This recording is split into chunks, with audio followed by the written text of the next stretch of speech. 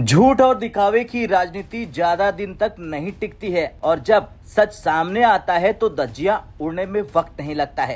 इस बार अंतर्राष्ट्रीय मंच पर धज्जियां उड़ी है नापाक देश यानी कि पाकिस्तान की। वो देश जिसने आतंकियों को पाला उसकी धज्जियां उड़ी है और उड़ाने वाला कौन है? भारत का जिगरी यार इजराइल। जी हां, भारत में इजराइल के राजदूत रुवेन अजार ने साफ और दो टूक शब्दों में कह दिया कि अपने दिमाग में पाकिस्तान ये अपनी बात अच्छी से डाल लो कि हम गाजा में तुम्हारी किसी भी प्रकार की कार्यकारी भूमिका निभाने की अनुमति नहीं देने वाले हैं। यानी गाजा में पीस मिशन का सपना देख रहे पाकिस्तान को इजराइल ने सीधे सीधे दरवाजे के बाहर का रास्ता दिखा दिया है। दरअसल अमेरिकी राष्ट्रपति डोनाल्ड ट्रंप की पहल पर गाजा में युद्ध के बाद स्थिरता लाने के लिए एक बोर्ड ऑफ पीस और इंटरनेशनल स्टेबलाइजेशन फोर्स यानी कि ISF पर चर्चा चल रही है और इसमें कई इस्लामिक देशों को शामिल किया गया और पाकिस्तान भी उनमें से एक है, क्योंकि पाकिस्तान तो अपने आप को बड़ा चढ़ा के इस्लामिक देश बताने से कभी पीछे नहीं हटता है।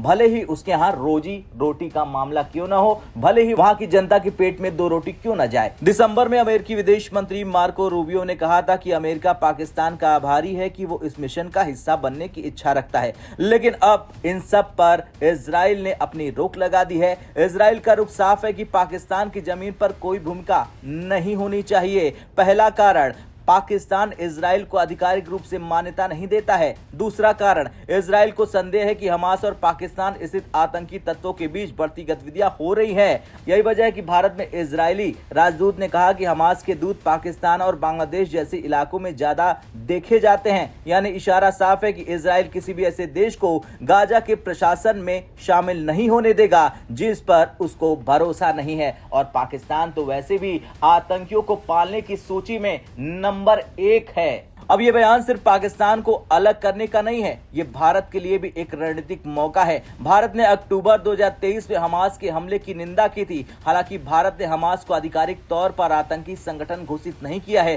फिर भी भारत और इजराइल के बीच आतंकवाद रोधी सहयोग लगातार मजबूत हुआ है। रुवेन अजार ने आगे कहा कि भारत और इजराइल मिलकर ऐसी क्षमताएं विकसित कर रहे हैं जो भविष्य के खतरों से निपटने में मदद करेगी। इजराइल ने संकेत दे दिया कि जल्द ही भारत और इजराइल के बीच एक नया रक्षा समझौता साइन होगा।